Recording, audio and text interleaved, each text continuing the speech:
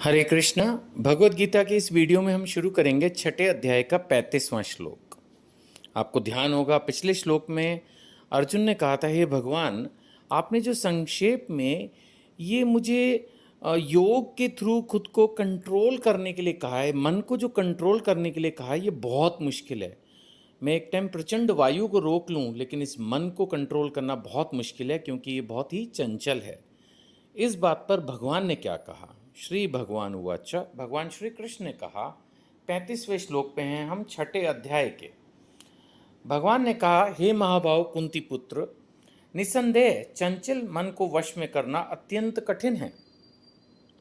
कई बार होता है, बच्चा बोलता है कि सर ये क्वेश्चन बहुत टफ है, तो उसका टीचर बोलता है अरे ये तो बहुत ईजी है। लेकिन इस बार ऐसा नहीं हुआ।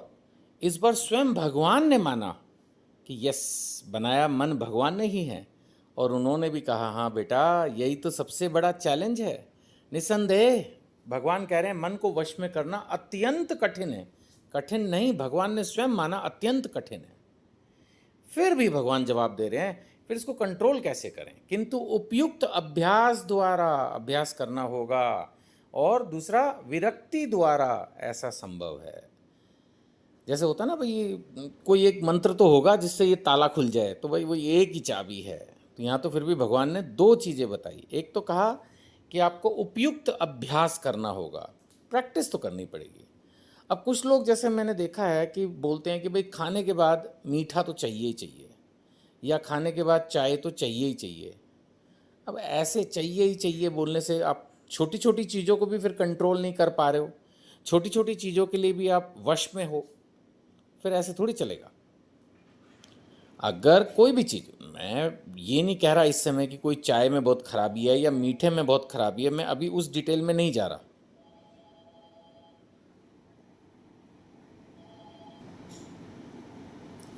तो कहने का भाव ये है कि जब हम अपना जीवन जी रहे हैं, तो हमें मन को छोटी छोटी चीज़ों से पहले कंट्रोल करना होगा। मन तो कहेगा सोते रहो लेट तक, नहीं सोना है, जागते रहो देर तक, नहीं जागना है, बहुत खाओ, ये भी खा लो वो भी खा लो, नहीं खाना है। छोटे छोटे अभ्यास।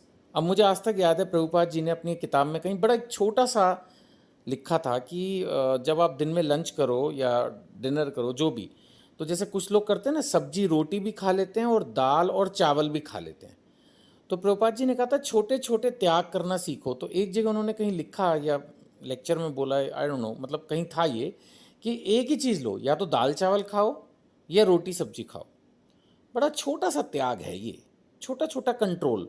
बहुत बड़े कंट्रोल करने के लिए पहले छोटे छोटे कंट्रोल तो करोगे ना। जैसे माना एक बच्चे को लॉन्ग जंप करनी है, तो एकदम थोड़ी मार जाएगा लॉन्ग जंप, पहले छोटी छोटी जंप मारेगा। तो इसी तरह से इसी का है उपयुक्त अभ्यास। अगर हमें अपने आप को पूरा कंट्रोल करना है, तो पहले छोटी छोटी चीज़ें कंट्रोल करनी सीखनी होंगी, और फिर आगे बढ़ते जाना है, बढ़ते जाना है। फिर भक्तों का संग होगा, हरि नाम होगा, धीरे धीरे एकादशी व्रत करने लगेंगे, हर चीज़ अपने आप कंट्रोल होती जाएगी। लेकिन थोड़ा उस तरफ आगे तो बढ़ना होगा। सब कुछ एज इट इज़ जीवन में, अगर जो ऐश मौज चल रही है, जो खाना पीना सोना जागना सब एज इट इज़, फिर तो कैसे आगे? कुछ तो प्रोग्रेस करनी होगी। अगर एक बच्चा कोई टफ एग्ज़ाम की तैयारी करता है, या कोई बहुत बड़ा उसका कोई स्पोर्ट्स की इवेंट है, तो कुछ तो तैयारी करनी पड़ती है ना। वही हमारे लिए भी है। अगर हमें भक्ति में आगे बढ़ना है, तो थोड़ा तो अभ्यास, इसीलिए भगवान कह रहे हैं। और दूसरा भगवान ने कहा विरक्ति।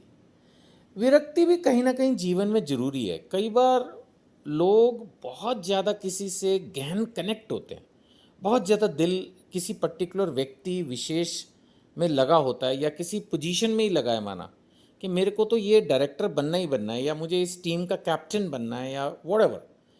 कुछ बहुत हाई आपने सोच लिया कि मुझे ये अचीव करना ही करना है। फिर वो चीज़ अगर नहीं हुई तो प्रॉब्लम। जिस व्यक्ति विशेष से बहुत प्यार है, वो अगर इधर उधर हिला तो प्रॉब्लम। तो इसलिए अगर भक्ति के जीवन में सफलता चाहिए, तो थोड़ी विरक्ति भी चाहिए। टू मच अटैचमेंट ठीक नहीं है। अब आप देखो, जो आप स्टोरी पढ़ते हो भरत महाराज की, तो उनको अपने जीवन में उन्होंने पत्नी, राज्य, बच्चे सब त्याग कर दिया, लेकिन बाद में एक हिरन से उनको जो है लगाव हो गया। वो हिरन ही एक तरह से लेके डूब गया। एक छोटा सा हिरन का बच्चा इतने बड़े भरत महाराज को, जिनके नाम पर भारतवर्ष, उनको लेके डूब गया। उनको दोबारा से हिरन का जन्म लेना पड़ा।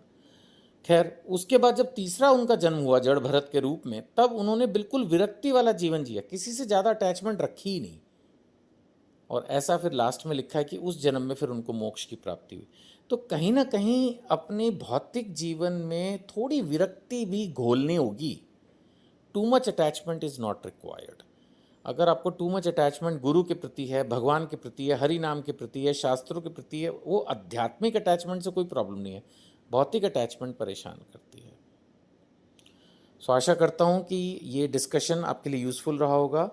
और अगर वीडियोज़ अच्छी लग रही हैं तो हमेशा मैं यही रिक्वेस्ट करता हूँ कि कुछ लोगों को ज़रूर फॉरवर्ड करें, शायद उनको भी कोई पर्टिकुलर वीडियो, कोई पर्टिकुलर पॉइंट, कोई पर्टिकुलर चीज़ जो है वो भाए और उनको गीता पढ़ने में रुचि जागे। ये इतना आसान नहीं है लोगों में भगवत गीता की रुचि जगाना, तो थोड़ा प्रयास करने में हमारी मदद करें। हरे कृष्णा।